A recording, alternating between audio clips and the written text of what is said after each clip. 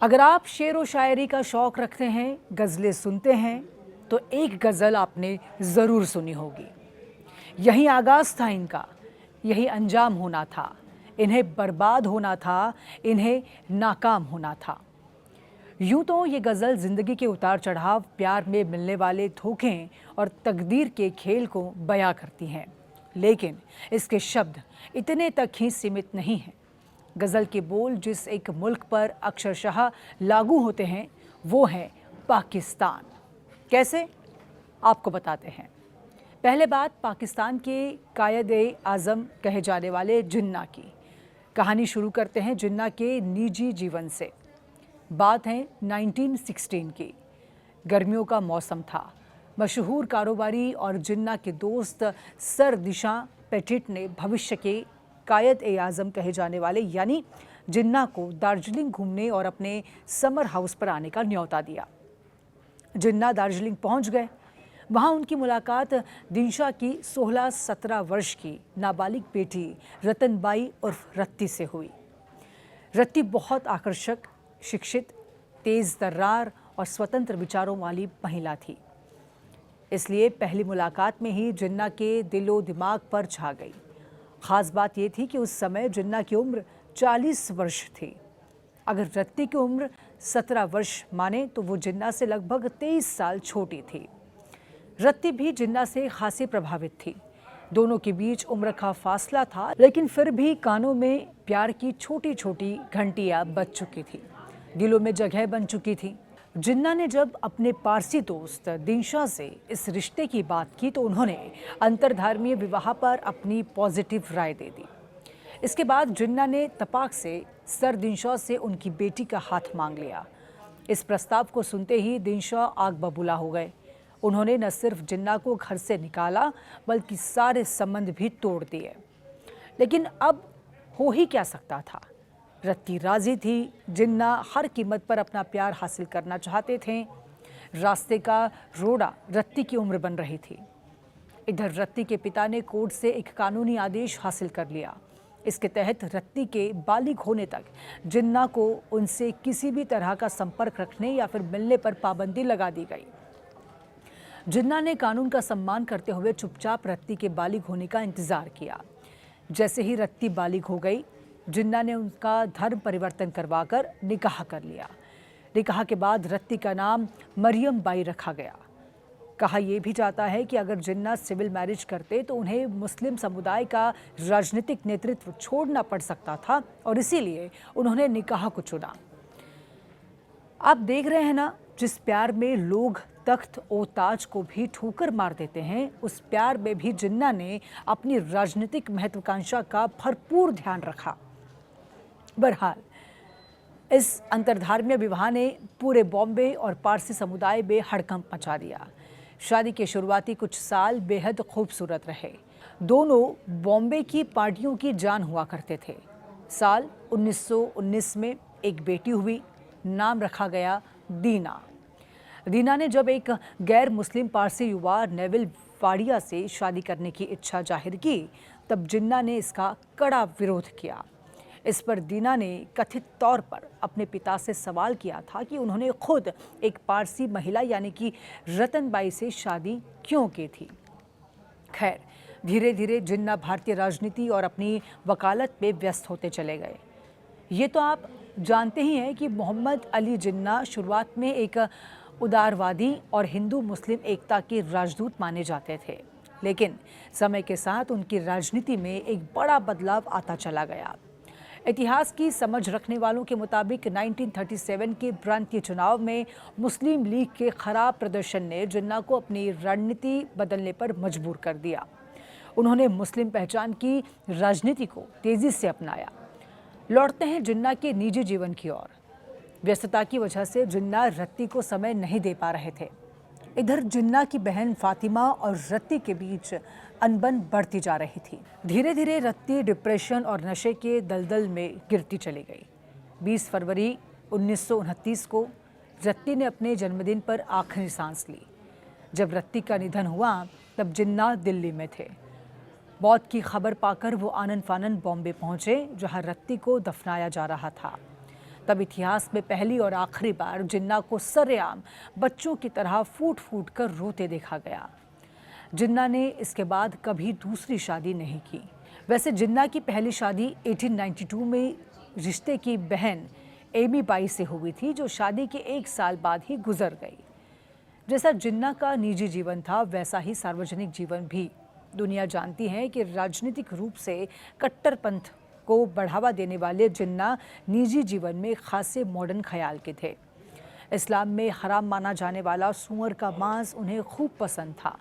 भारत के पूर्व विदेश मंत्री और प्रसिद्ध न्यायविद मोहम्मद करीम छागला ने अपनी आत्मकथा रोज़ इन दिसंबर में दावा किया है कि मोहम्मद अली जिन्ना अपने पश्चिमी जीवन शैली के तहत सूअर का मांस यानी कि पोर्क और शराब का सेवन करते थे।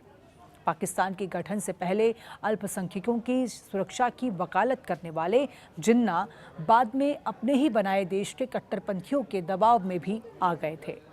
जिन्ना चाहते थे कि पाकिस्तान सिर्फ धार्मिक आधार पर नहीं बल्कि एक आधुनिक और खुले समाज के तौर पर खड़ा हो, जहां हर व्यक्ति को अपनी स्वतंत्रता के साथ जीने का हक हो, लेकिन जिस मुल्क की नींव ही धर्म की बुनियाद पर रखी गई हो, वहां जिन्ना की राय कहाँ मायने रखती। पाकिस्तान के निर्माण के तुरंत बाद मोहम्मद अली जिन्ना की उदारवादी छवि वहां के कट्टरपंथी राजनीतिक और धार्मिक गुटों को खटकने लगी। इसका नतीजा ये हुआ कि 1947 से 1948 में जिन्ना को हाशिए पर धकेल दिया गया। पाकिस्तान की वास्तविक सत्ता उनके हाथ से फिसल चुकी थी। वो टीबी और फेफड़ों की गंभीर बीमारी से जूझ रहे थे। उनके जीवन पर लिखी गई किताबों के मुताबिक 11 सितंबर 1948 को एयरक्राफ्ट से कराची हवाई अड्डे पर उतरने के बाद उन्हें लेने आई एम्बुलेंस खराब हो गई। दूसरी एम्बुलेंस न आने के कारण उन्हें घंटों सड़क पर इंतजार करना पड़ा, जिसने उनकी जान ले ली। उनकी मृत्यु में निर्णायक भूमिका निभाई। कई किताबों में उस समय का जो वर्णन मिलता है, उसे पढ़ और सुनकर किसी की भी रूह कांप जाए। रिपोर्ट्स में दर्ज है कि जिन्ना जिस एम्बुलेंस में थे वहां बहुत उमस थी, सांस लेना भी मुश्किल हो रहा था। इस बेचैनी से भी बढ़कर वो सैकड़ों मक्खियां थीं जो जिन्ना के चेहरे पर मंडरा रही थी और उनमें उन्हें उड़ाने की भी हिम्मत नहीं बची थी। ये वही शख्स था जिसका 16 अगस्त 1946 को किया गया डायरेक्ट एक्शन का ऐलान कलकत्ता को झुलसा गया था। डायरेक्ट एक्शन के ऐलान के बाद कलकत्ता में भयानक सांप्रदायिक दंगे भड़के। हजारों लोग गाजर मूली की तरह काट डाले गए।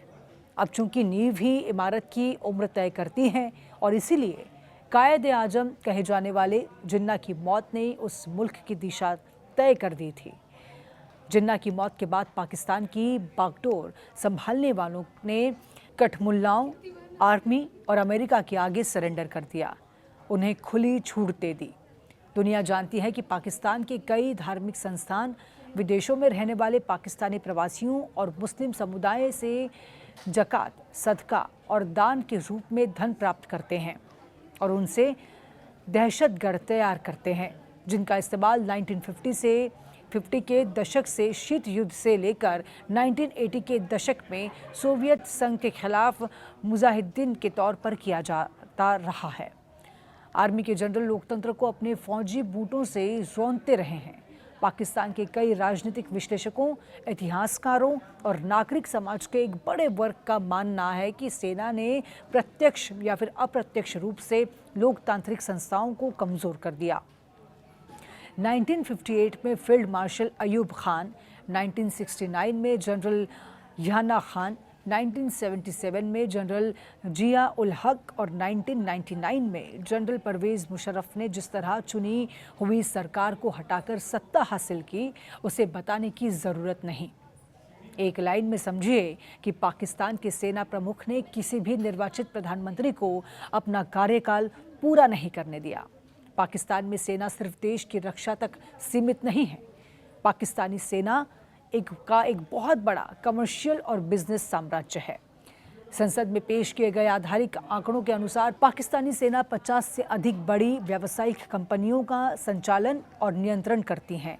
रही बात अमेरिका की, तो अमेरिका पाकिस्तानी को डोरमेट की तरह इस्तेमाल करता रहा है। पाकिस्तान की संसद में रक्षा मंत्री ख्वाजा आसिफ ने खुद ये स्वीकार किया था कि अमेरिका ने अपने रणनीतिक हितों के लिए पाकिस्तान का शोषण किया और बाद में उसे इस्तेमाल किए गए टॉयलेट पेपर की तरह फेंक दिया। इसका नतीजा क्या हुआ? पाकिस्तान को गधों पर निर्भर होना पड़ा। जी हाँ, गधों के भरोसे चल रहा पाकिस्तान। बात सिर्फ राजनीतिक तंज तक नहीं है, बल्कि वहाँ की बदहाल अर्थव्यवस्था और चीन के साथ हुए व्यापारिक समझौतों की एक कड़वी सच्चाई है। कंगाली और भारी कर्ज से जूझ रहे पाकिस्तान में अपनी आर्थिक स्थिति को सुधारने के लिए गधों के निर्यात को एक मुख्य उद्योग के रूप में विकसित किया गया है।